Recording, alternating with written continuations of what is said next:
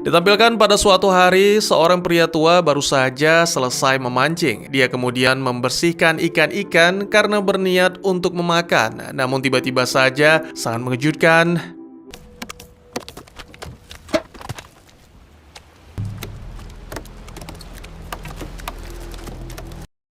Ya, apa yang sebenarnya terjadi?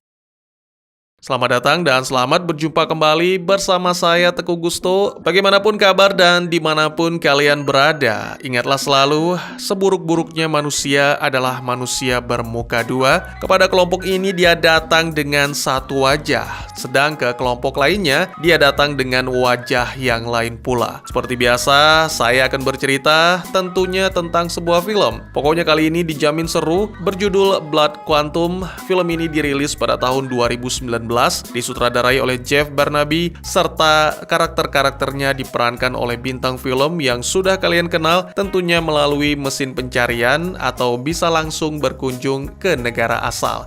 Baik, tidak usah berlama-lama lagi, yang terpenting adalah siapkan itu kopi dan selamat menyaksikan alur cerita yang seru ini. Ya, ini adalah hari-hari biasa di sebuah daerah bernama Red Crow di Kanada, yang mana dihuni oleh banyak penduduk asli, salah satunya adalah Trailer. Kebetulan dia adalah seorang sheriff setempat, dan hari ini dia mendapatkan laporan tentang seekor anjing sekarat milik sang mantan. Setibanya di lokasi, diketahui bahwa kemungkinan anjing itu telah memakan sesuatu yang beracun sehingga sakit parah. Trailer berusaha sekuat tenaga untuk menyelamatkan, tapi pada akhirnya tak punya pilihan selain mengakhiri penderitaan anjing malang itu. Selanjutnya, ia menemui mantan yang dimaksud, Josh, yang berprofesi sebagai perawat. Josh mengabarkan tentang putra mereka, Joseph atau Joe, telah melakukan perjalanan ke kota lain dan berakhir ditangkap. Diketahui bahwa Joe ditemani oleh saudara tirinya, Lysel, yang juga merupakan anak Trailer dengan wanita lain. Josh kemudian meminta sang sheriff untuk dapat mengurus masalah ini agar para anak-anak bisa segera dibebaskan. Trailer mengiyakan, tapi tidak langsung mengerjakan, supaya anak-anak itu bisa menikmati penjara terlebih dahulu dan belajar dari kesalahan yang dilakukan.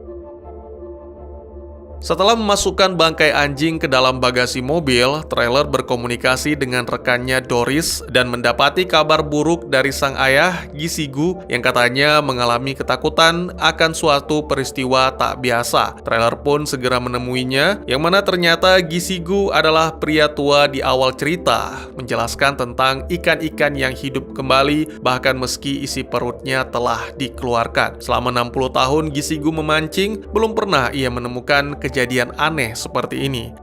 Dad, Setelah beberapa percakapan, diputuskanlah bahwa ikan-ikan itu dibakar tapi tidak dimakan. Tiba-tiba saja Trailer melihat mobilnya berguncang, padahal tidak ada seorang pun di dalam. Lalu ketika bagasinya dibuka,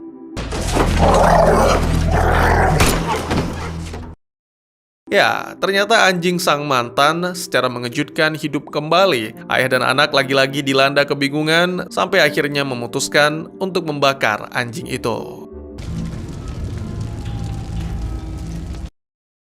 Adegan kemudian berpindah menampilkan sebuah penjara di mana Joe dan Lysel berada. Setelah saling curhat tentang kehidupan, keduanya melihat seorang tahanan lain di ruangan yang sama mengalami muntah darah, sehingga membuat dua bersaudara merasa jijik. Beberapa waktu kemudian, Trailer dan Josh akhirnya tiba di kantor polisi menemui seorang petugas, Shamu, yang enggan melayani. Pada momen ini, diketahui bahwa anak-anak Trailer telah beberapa kali melakukan pelanggaran. Shamu kemudian menjelaskan apa yang dilakukan Joe kali ini, yaitu minum sampai mabuk berat, lalu naik ke atas jembatan, dan akhirnya, mohon maaf, buang air di atas mobil yang lewat.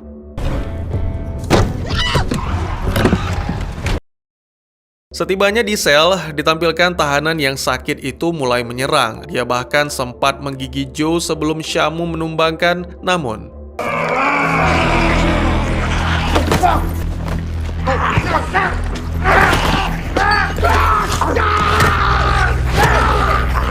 You like to fucking eat people, you cocksucker! Hey. I want that! You back in there, you understand? Dalam perjalanan ke rumah sakit, Joe mencoba menjelaskan kepada sang ibu mengenai gigitan, namun Josh tidak peduli. Wanita itu bahkan mengancam akan menggigit Joe sendiri jika berani melakukan pelanggaran lagi. Lebih lanjut, Josh mengungkapkan bahwa dirinya tidak senang Joe bergaul dengan Lysel. Namun Joe tidak bisa menuruti karena dia merasa kasihan dengan Lysel yang kesepian setelah ibu Lysel meninggal. Trailer sama sekali tidak mempedulikannya. Setibanya di rumah sakit, Joe bertemu dengan sang kekasih Charlie yang sedang dalam kondisi hamil. Diketahui bahwa alasan gadis itu di sana adalah untuk menggugurkan. Dari perbincangan, diketahui bahwa keduanya sama-sama ragu. Sampai pada akhirnya, Joe meyakinkan sang kekasih untuk mempertahankan kandungan, meyakinkan Charlie bahwa mereka bisa hidup bahagia bersama sambil membesarkan anak. Sementara itu, ditampilkan Josh sedang sibuk mencari suntikan tetanus untuk Joe. Sayangnya, rekan Josh memberitahukan bahwa rumah sakit telah kehabisan stok karena kasus gigitan yang terus berdatangan dalam 24 jam terakhir. Di saat yang sama, seseorang berlari keluar ruangan, mencoba memperingatkan, dan akhirnya kembali ke tokoh utama kita. Pada malam harinya, trailer mendapat laporan bahwa seorang pria bernama Shooker mengalami masalah dengan kekasihnya. Pria itu mengungkapkan bahwa sang kekasih yang berkulit putih bertingkah aneh dan mencoba menyerangnya. Beberapa waktu kemudian, ketika tiba, trailer sangat terkejut melihat kekasih Shooker dengan kejam memakan bayinya sendiri yang lahir belum lama ini dan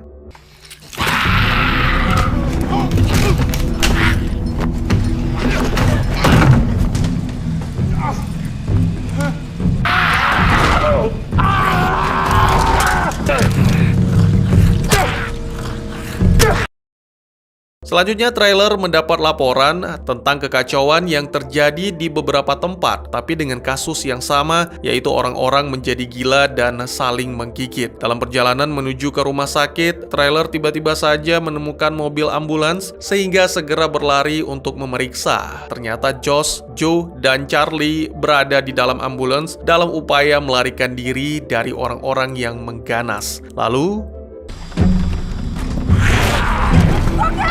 Get the fuck off me, you bitch!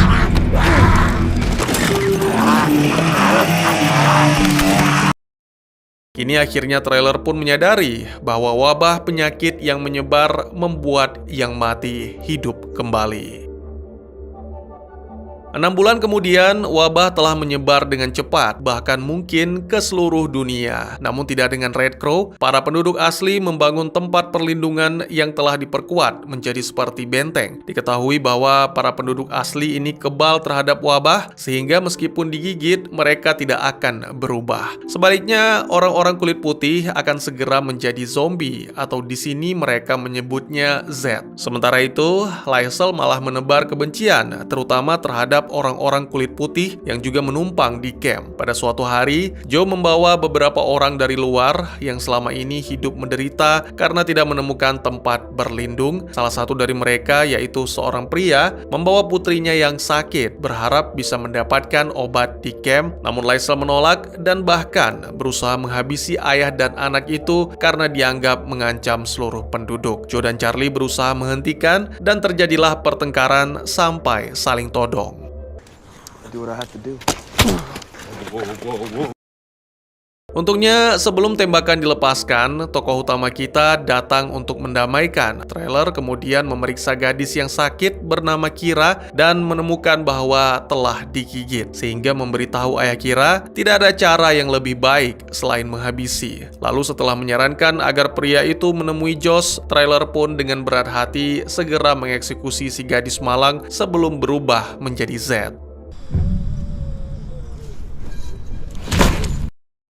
Adegan berpindah menampilkan salah satu orang luar yang dibawa oleh Joe bernama Lilith sedang diperiksa oleh Josh. Josh menanyakan banyak hal yang bisa dibilang sekaligus menginterogasi, mulai dari apa yang dimakan di luar sana dan yang terpenting apakah Lilith telah digigit. Lilith menjawab bahwa dia masih sehat-sehat saja. Namun beberapa waktu kemudian ketika berada di toilet, kita mengetahui bahwa sebenarnya gadis itu berbohong. Ternyata di toilet itu juga ada ayah Kira sedang mengakhiri dirinya sendiri dan dengan cepat berubah menjadi Z.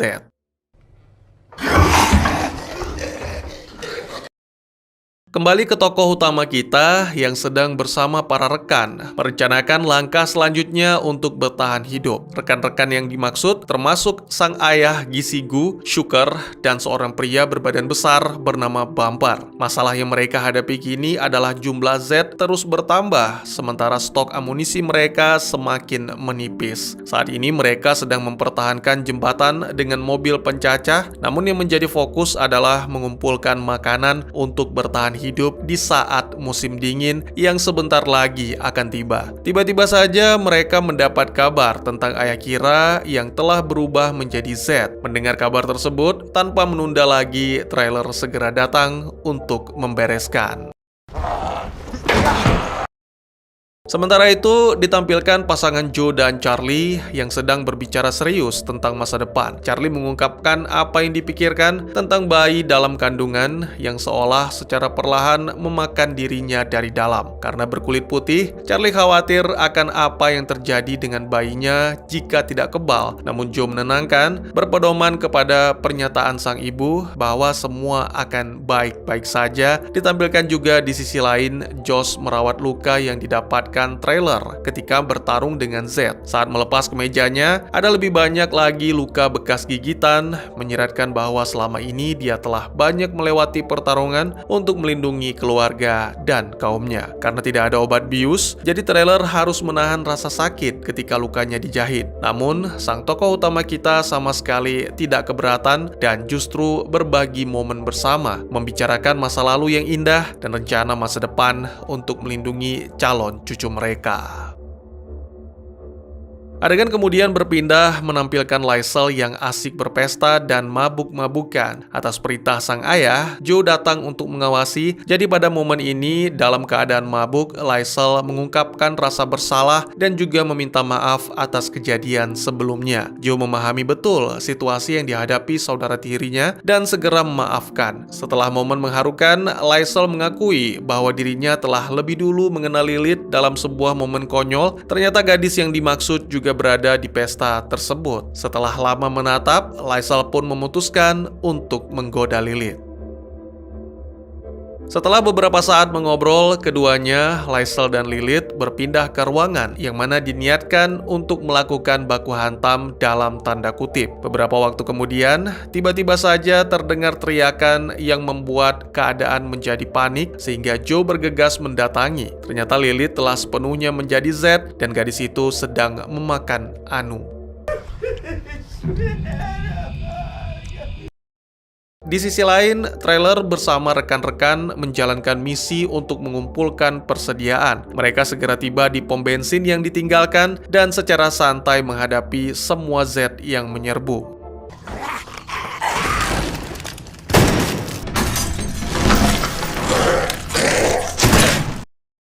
Kembali ke benteng, Joe mengikat Lilith dan menutupi kepalanya menggunakan karung. Rencananya, pemuda itu akan membawa Lysel untuk menemui Josh. Namun tiba-tiba saja Lysel malah menikam Joe. Mengatakan bahwa dirinya tidak memiliki keluarga. Beruntung, luka Joe tidak terlalu parah, sehingga pemuda itu dapat melarikan diri dari kakak tirinya yang mulai gila. Pasca momen ini, Lysel malah membebaskan Lilith, menunjukkan bahwa pemuda itu merencanakan sesuatu. Tentu saja Lilith yang telah menjadi Z mulai menyerang penduduk camp, tidak hanya menimbulkan korban, tapi juga menulari orang-orang kulit putih, sehingga jumlah Z pun semakin bertambah. Tak lama kemudian, trailer dan rekan-rekan pun kembali setelah menerima laporan bahwa para Z mengepung camp. Yang melaporkan adalah seorang rekan bernama Doris. Terungkap bahwa wanita itu diancam oleh Lysel dan kelompoknya untuk membawa trailer kembali dan nantinya akan dimusnahkan bersama seluruh penghuni camp. Namun tak disangka-sangka, meskipun telah melakukan apa yang diminta, Doris tetap dijadikan makanan Z.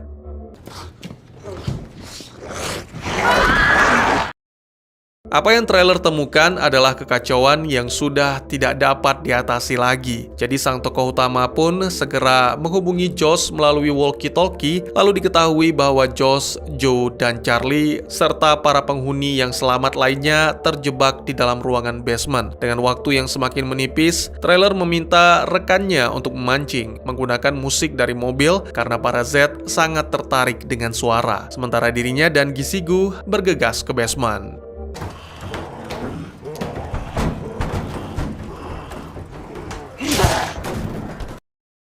Tak lama kemudian, setelah menemukan Josh dan yang lain, trailer langsung membawa semuanya ke tempat yang aman. Sangat disayangkan, dengan cepat para Z lain datang, yang mana memaksa trailer untuk menembakkan senapan. Dan sialnya lagi, ini menarik lebih banyak Z untuk datang menyerbu. Sampai akhirnya tak ada pilihan bagi trailer selain mengorbankan diri demi menyelamatkan keluarga.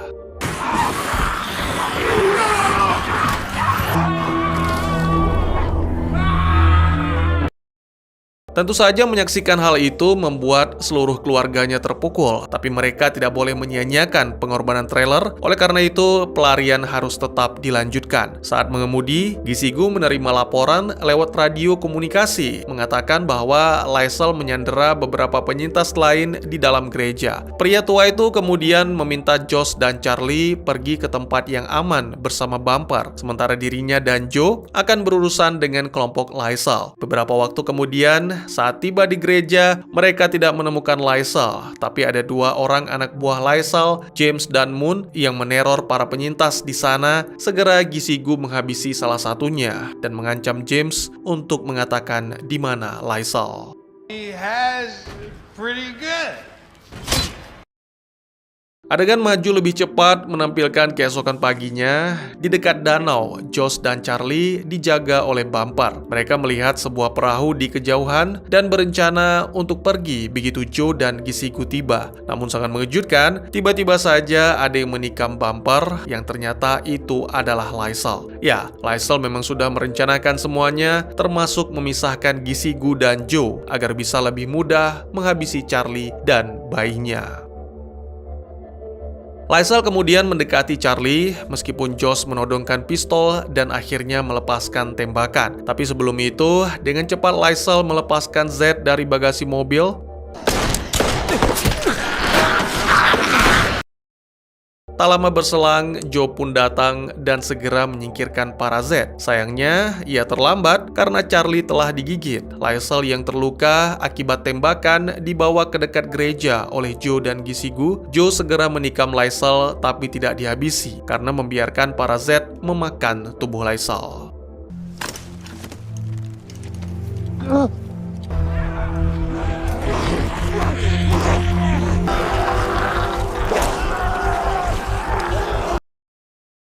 Joe dan Gisigu kembali bergabung dengan kelompok. Selanjutnya mereka bersama-sama menuju ke perahu yang sangat disayangkan telah terbakar. Beruntung tak lama berselang, Shooker muncul dengan perahu lain. Dengan perasaan lega, kelompok itu pun bergegas kecuali Gisigu. Pria tua itu menyatakan bahwa dirinya tidak akan lagi meninggalkan rumah dan akan tetap di sana menahan para Z. Joe sebenarnya tidak setuju, tapi sang kakek tetap bersikeras bahwa Joe harus melarikan diri dan memulai kehidupan sebagai seorang ayah.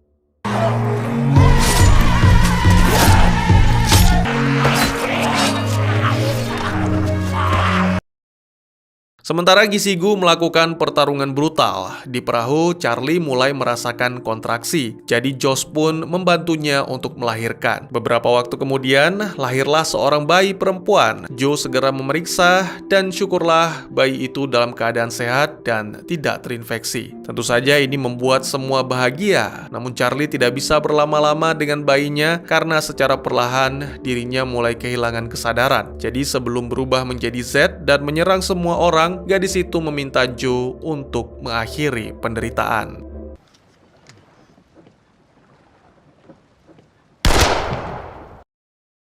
Film pun ditutup dengan dilanjutkannya perjalanan menuju ke tempat yang aman. Sementara Joe meratapi kematian sang kekasih, Josh menggendong cucunya sembari mengharapkan masa depan yang lebih baik tidak hanya bagi keturunannya, tapi juga bagi seluruh umat manusia. Dan tamat.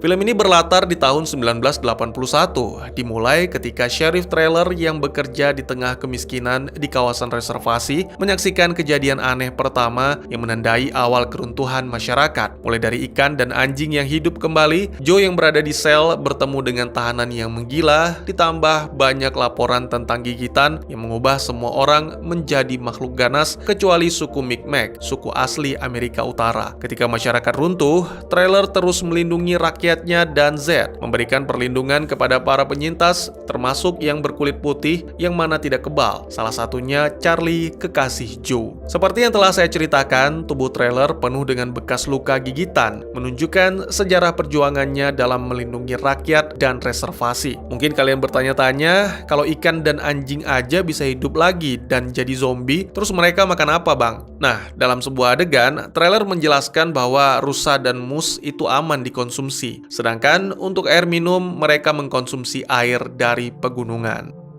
Di dalam kawasan reservasi atau camp, sebenarnya sudah ada ketegangan sendiri tentang siapa yang diizinkan masuk, tanggung jawab terhadap manusia lain, melawan ancaman yang ditimbulkan oleh pendatang bagi mereka yang sudah ada di dalam. Masih banyak yang menjadi misteri, terutama asal-muasal virus, dan mengapa penduduk asli kebal. Ini tidak dijelaskan, sampai-sampai pada suatu adegan, Charlie mengatakan bahwa rahimnya semacam Pandora Box, karena semua orang bertanya-tanya seperti apa bayinya nanti. Dan apakah bayi itu akan kebal?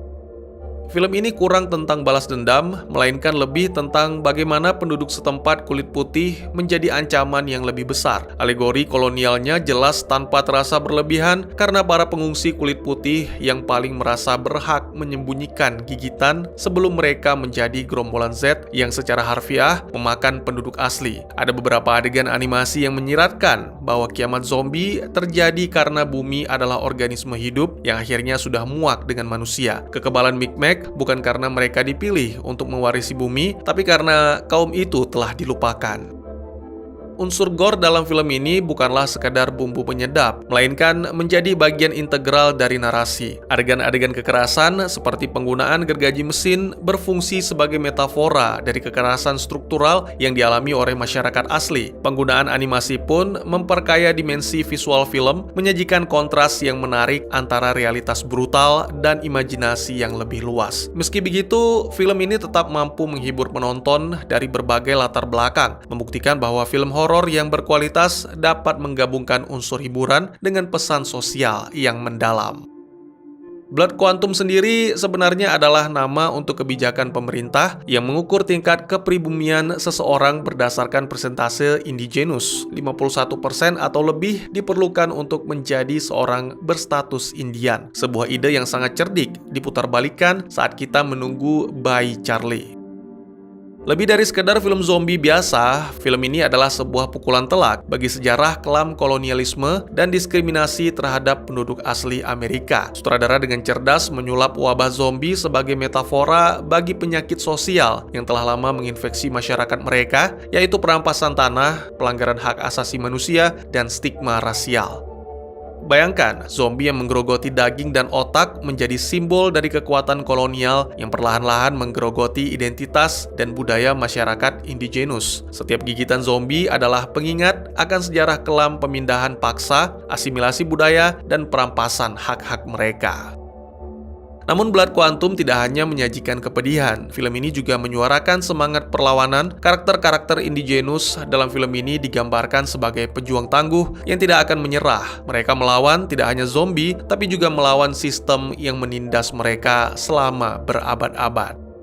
Sutradara dengan berani membalikkan stereotip yang selama ini melekat pada masyarakat indigenous dalam film horor. Tidak ada lagi dukun tua atau ritual aneh yang mistis, sebaliknya kita melihat sosok-sosok yang kuat, cerdas, dan penuh kasih sayang. Mereka menjadi pahlawan yang layak dikagumi. Mungkin segitu saja teman-teman, terima kasih buat yang sudah menyaksikan. Silahkan memberikan komentar, bertanya, ataupun merequest kira-kira film apa yang menarik untuk dibahas, bisa lewat kolom komentar, atau buat yang malu-malu bisa via DM ke Instagram saya di @tekugusto. Insya Allah pasti akan dibaca. Mari kita jadikan kolom komentar sebagai sarana penambah wawasan dan menciptakan jalinan persaudaraan, bukan malah menjadikannya sebagai tempat pembulian sehingga menciptakan permusuhan. Jangan lupa untuk dukung terus channel ini dengan cara share, like, dan subscribe karena dukungan dari kalian sangat berharga bagi saya demi perkembangan channel ini. Saya Gusto, sampai jumpa di video selanjutnya. Tetap semangat, tetap bersyukur setiap hari. Dadah!